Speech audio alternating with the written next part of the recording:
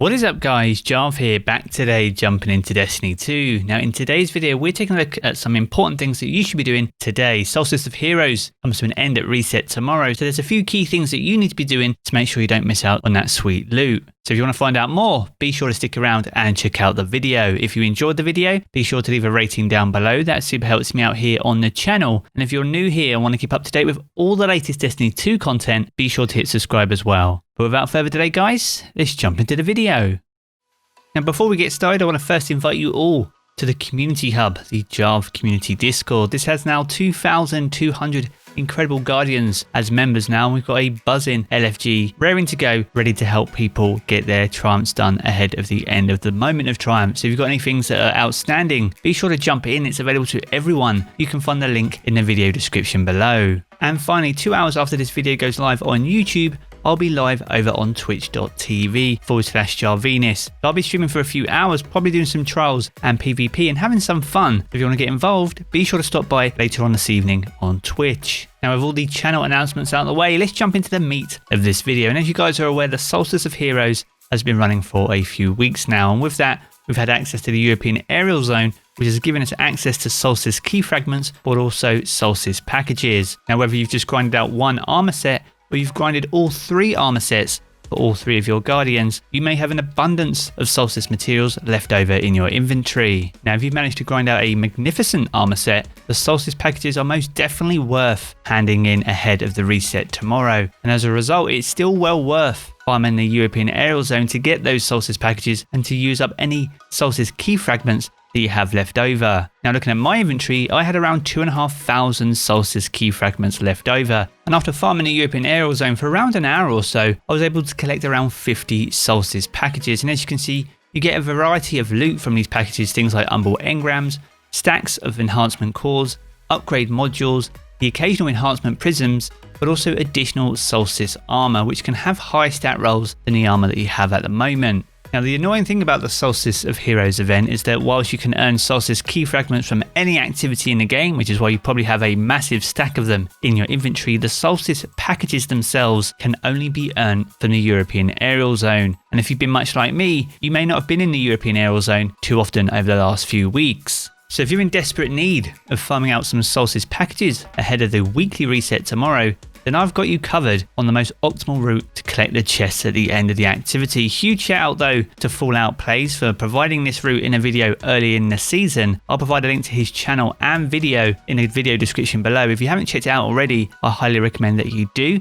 But we're going to be covering it as well here today, the most optimal route that you should be taking as a fire team in order to ensure that you can collect each and every chest. Now these routes work the best when you have a pre-made fire team, as each person within that fire team can own their own route. Now once the final chest has spawned in, ensure everyone is in their positions first before opening the chest to make sure that everyone is ready to collect the chests. Now for the very first route we're going to cover here, we're on the left side of the map, and as you can see we're covering the whole of the mall and town section, but on this first run specifically you need to be ensuring that you're covering only the ground section of this area. You want to stick to the outside section on the edge of the map, ensuring you're collecting all the chests if they appear as they go. So on this run specifically, you'll be starting at Teleporter A and working your way down to Teleporter D, and taking that teleporter once you've cleared that section, which will then spawn you over the tops of the factory. And here we're going to be focused on the rooftop specifically to ensure we're collecting any chests that have spawned up there. Now I've got a full run here of me running this route earlier today,